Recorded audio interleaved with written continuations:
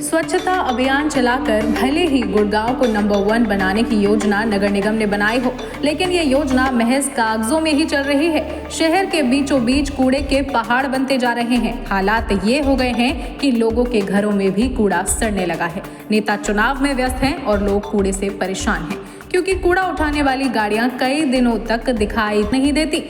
कल तक जो निवर्तमान पार्षद अपने निजी वाहनों से कूड़ा उठवाने का दावा करते थे, आज वो भी कहीं दिखाई नहीं दे रहे।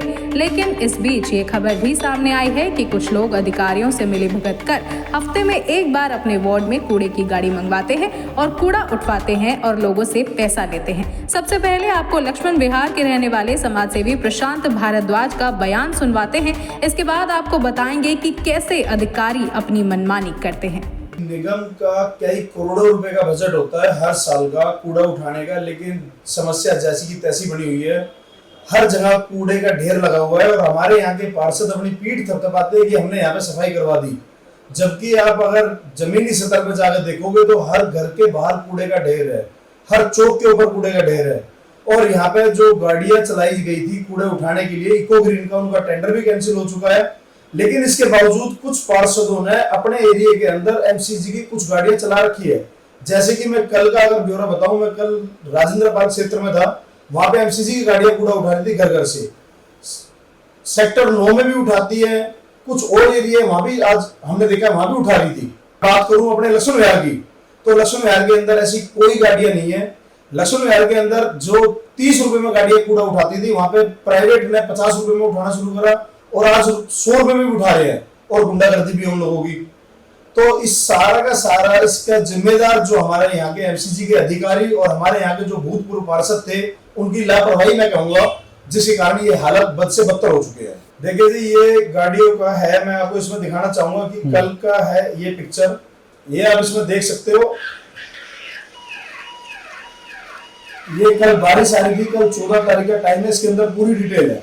और ये एमसीजी की गाड़ियां हैं और एमसीजी के ट्रैक्टर का भी मेरे पास वीडियो है, मैं आपको अभी शेयर करूंगा। पांचों उंगलियां बराबर नहीं होती, ऐसी हमारे 35 वार्डों के अंदर सभी पार्षद बराबर नहीं है।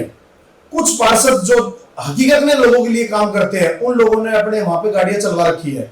और कुछ पार्षद जो ये दिखाना चाहते हैं कि जब तक हम थे, जब तक साफ सफाई थे, उसके बाद ये लापरवाही हो रखी है, वो जानबूझ के लोगों को परेशान करते हैं ताकि उनको ये महसूस दिलाना चाहते हैं कि हमने अपने टाइम पे सही काम किया था। प्रशांत भारद्वाज की माने तो कुछ पार्षद लोगों की मदद के लिए अपने इलाकों में कूड़े उठवाने वाली गाड़ियां चलवा रहे हैं, लेकिन वहीं कुछ पार्षद ऐसे हैं जो ये दावा कर रहे हैं कि जब हम पार्षद थे तब सफाई होती थी, और वो पार्षद लोगों को परेशान करते हैं और खुद मलाई खाते हैं।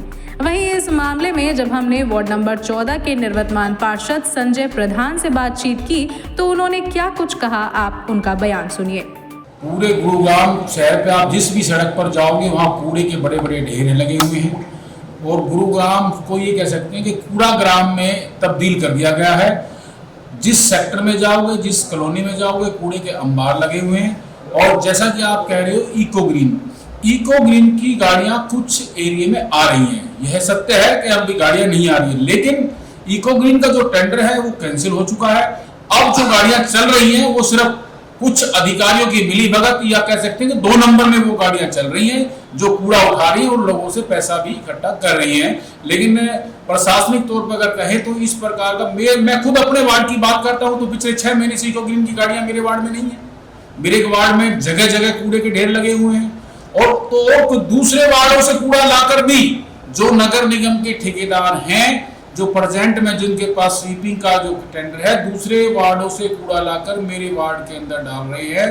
पिछले 4-5 दिन पहले भी हमने उनको पकड़ा, आज भी पकड़ा, उससे पहले पकड़ा, जिसके लिए हमारे जो एरिया के एसएसआई जो जोन के पढ़ाए हैं मिस्टर हरीश मेहता, उनको हमने शिकायत दी, तो वो भी कुछ बात को गुमराह कर देते हैं और कोई भी मतलब सीरियस नहीं लेते। हाँ जी करा देंगे जी, ये करा देंगे, अभी उठवा देते हैं। जिसके लिए हम माननीय ज्वाइंट कमिश्नर महोदय को भी मैंने अपने व्हाट्सएप के माध्यम से मैसेज भेजा है, कमिश्नर साहब को भी हमने मैसेज भेजा है, लेकिन किसी मैसेज पर कोई सुनवाई नहीं हो रही। कूड़े के लिए खुद मैंने हमारे जो एडिशनल कमिश्नर JC4 जो थे मिस्टर नरेश, उनसे मेरी बात हुई थी, तो उन्होंने भी साफ तौर पर कह दिया कि हम कूड़ा उठाने के लिए समक्ष नहीं है। तो इस प्रकार से इतने हालात, तो जब लगभग 3 महीने कर्मचारियों की जो हड़ताल चली थी, शहर के हालात तब इतने खराब नहीं थे जो आज शहर में कर्मचारी भी काम कर रहे हैं।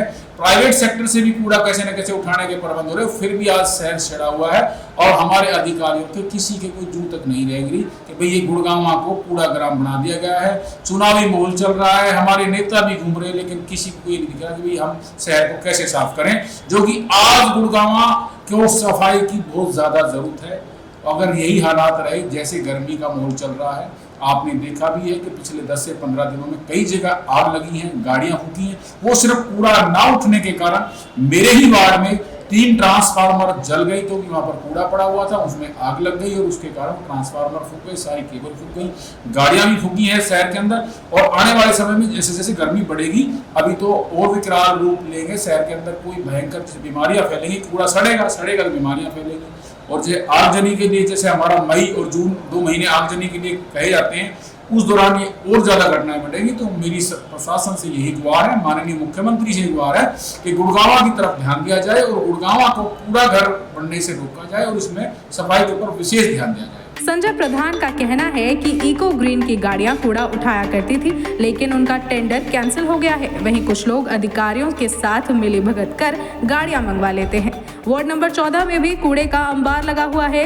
कई बार अधिकारियों को शिकायत की जा चुकी है। वार्ड नंबर 14 में हालात ऐसे हो गए हैं, यहाँ दूसरे वार्डों से कूड़ा लाकर डाला जा रहा है, जिसके लिए निगम के अधिकारियों को भी अवगत कराया गया, लेकिन उनके कानों तले जू तक नहीं रहेंगी।